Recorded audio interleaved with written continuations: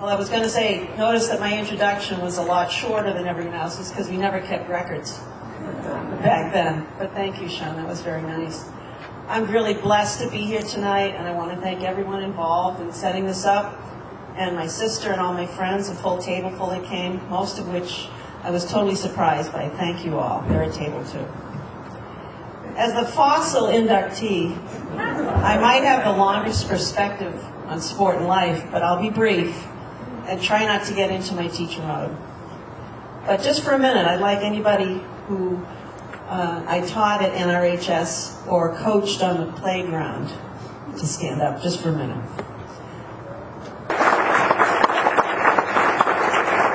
I really enjoyed coming back to my hometown to teach. Many of you don't know, high school in the 60s in no reading was so much fun. We loved school, we loved athletics, and even most of our teachers. We played hard and we loved our Hornet teams, all of them. I was a gym rat and spent as much time as I could there, helping Mr. Levy and Miss McLaughlin with classes. But basketball was my real thing. And with Mr. Olivo, may God rest his soul, encouraging me to work on my game, he even got me out with the boys' teams occasionally. Make me run around and try to embarrass the boys. But I never got the message. I just kept playing. Living in North Reading and going to a great school in my hometown gave me a solid foundation for life. And I'm grateful that I can still be active and coach today. And I thank God every day for these special blessings. And thank you for this award.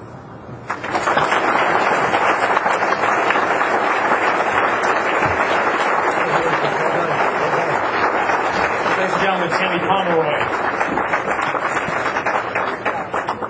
Our next inductee, Michelle Ridings, class of 2000. Volleyball and softball were her sports. With volleyball, she was good enough to make the North Shore All-League team. But dealing with a much smaller ball is where Ridings rose above the rest. And listen to this. Not only did she make the varsity softball team as a sophomore, but she became the team's most valuable player as a sophomore. And then the team MVP as a junior, and then, oh, what the hell, again as a senior team MVP. Clearly, the team had something special on its hands because she could pitch, and she could pitch lights out. Ridings notched 648 career strikeouts on her way to 62 career wins. That's about 20 wins a season. She had a career ERA of 0.54, which means she gave up really half an earned run a game. In her storied career, Ridings pitched 4 no-hitters and 2 perfect games. No hits, no walks, no one gets on base. She was unhittable, and on those 2 days, she was perfect. As a result, Ridings was a Boston Herald All-Scholastic her junior and senior years and was the Boston Globe Division III Player of the Year as a senior. Tonight, we honor Michelle Ridings with Hall of Fame membership. Michelle Ridings.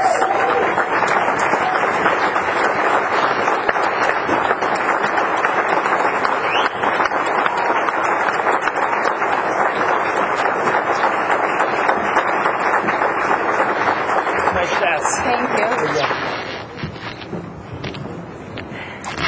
Hi, everyone. I'm not a very good public speaker, so I'll apologize first if I fly through this in 30 seconds, because I probably will. First, I just want to say congratulations to the fellow inductees on your honor tonight, and thank you to the Hall of Fame committee for this great honor. I started pitching when I was around 10, and I wanted no part of it at all. I was convinced I was going to be terrible, and I just wanted nothing of it. And I stuck it out. Things turned out okay, but I think the turning point was probably in 5th grade when Coach Russell made me get up in front of my entire class and show them my pitching motion.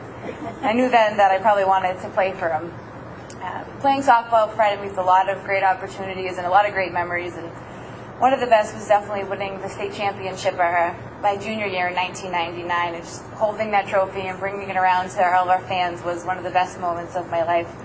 I owe a lot of thanks to Coach Russell and my teammates. One of my teammates, Nicole, is here, and I should thank her for scooping up a ton of terrible throws to first base because I couldn't figure out how to throw overhand for the longest time. And Coach was such a great guy to play for. No matter how much pressure we were under in every game, he always kept it fun, and he never got down on you, and that's a real good thing as an athlete when you don't see a coach pouting or kicking the dirt. It keeps you up.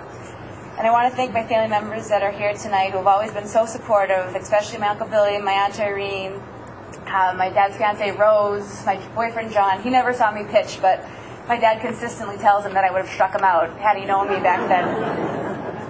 And I finally want to give a special thanks to my sister and my dad. My sister is 6 years younger than me, so of course she got dragged to every single one of our softball games, and most of the time she probably wasn't happy about it, but she was so supportive, and I'm really proud to call her my sister. And then to my dad, I'm not really sure that words can do justice how much I owe him. None of this would have been possible without him. He's been there every step of the way. He's never missed a game, and you probably wouldn't have seen him at the field because he paced back and forth because he was so nervous the entire time. But he was always there, and I always knew where he was. And he spent for years in the summers driving me to softball tournaments all around the state. In the winter, he would go up to the hood school, pitch on Tuesdays and Thursdays. And that guy took so many shins off his knees. So many pitches off his knees when I was trying hard to throw a drop ball. It's amazing he can still walk. And so I really owe everything to him. He's such a great guy, and a girl would be happy to call him his dad. So, Dad, this one is as much mine as it is yours tonight. And then finally, I want to thank my mom. She wasn't around to see a lot of my softball career. She passed away when I was 13, but she was always there. I know because every time I asked her for a strikeout, she always came through every time. So I just want to say thank you.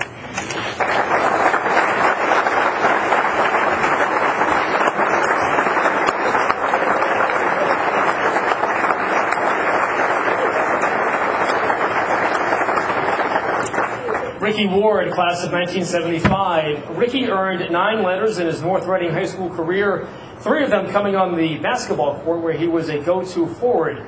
A pitcher and first baseman on the baseball team, Ward batted .341 his senior year and was named a Boston Globe All-Scholastic. Also as a senior, he was named to the Cape Ann League All-League team and was the team's most valuable player, and as you might imagine, his skills were instrumental in helping the team win the state title in 1974. On the football field, Ward was as tenacious as they come. He holds the school record, listen to this, for 28 tackles. 28 tackles in a single game. He was a 2-time League All-Star and a 3-time Eagle Tribune Player of the Week, and tonight, Ricky Ward can add Hall of Famer to his list of accomplishments. Tonight, Ricky Ward.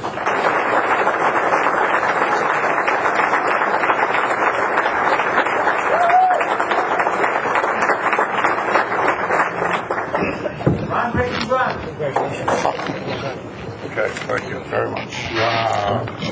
I'll grab the mic so you can hear me. Okay, I'd like to start off by thanking the people who elected me to the Hall of Fame. I'd like to thank my family for being here, my daughter, my son, his girlfriend, my brother Michael and his girlfriend, my mother, my brother Russell, who's a Hall of Fame here. Of course, everybody knows him. And this is good one.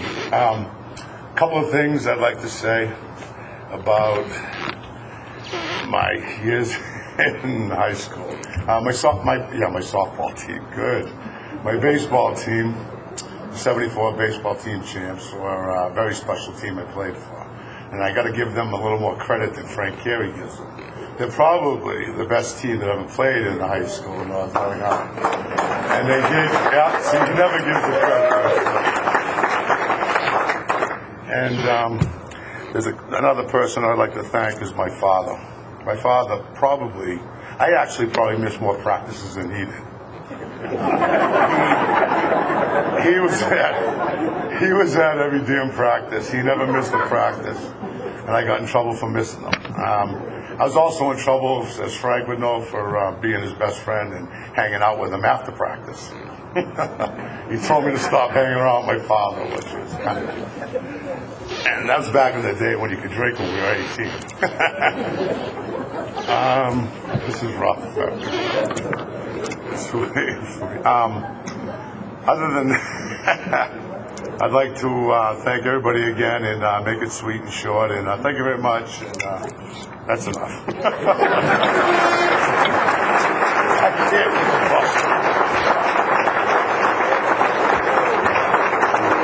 Ricky Ward, ladies and gentlemen.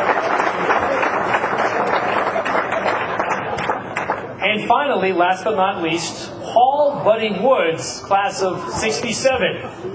Football and baseball were the sports that kept Woods busy. He was a varsity member of the baseball team his junior and senior years, but it was football where Woods made the team as a freshman, which was a pretty good and fairly good indication that he'd be around for a while and contributing, and he did, both in skills and in leadership.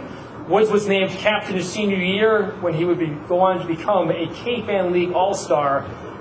And also, he was the MVP of the Thanksgiving Day game against Linfield. And tonight, Paul Buddy Woods is the newest member of the North Reading High School Sports Hall of Fame.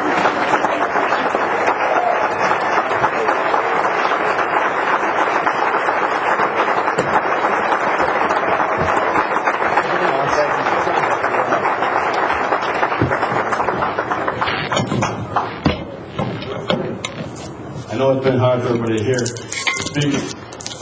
Can you hear that? Okay, it's a little better. I'd like to welcome everybody tonight. It's nice to see everybody. Oh, hold on a second, it's hot.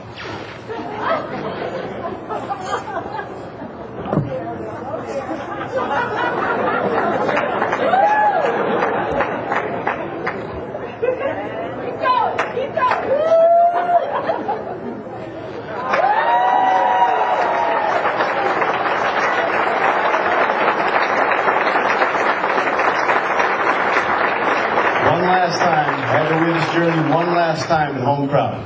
Now let me get my notes out of my pocket.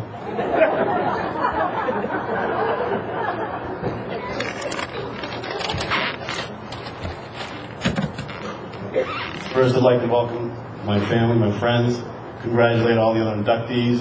It's quite an honor. It's amazing to be up here in front of all of you. It brings me back.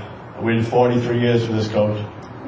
Thanks, Coach Gary, to you for nominating me. I won't disappoint. I've always talked about fantasy. All my whole career, my life was a fantasy in football. All athletes think, they fantasize before a game.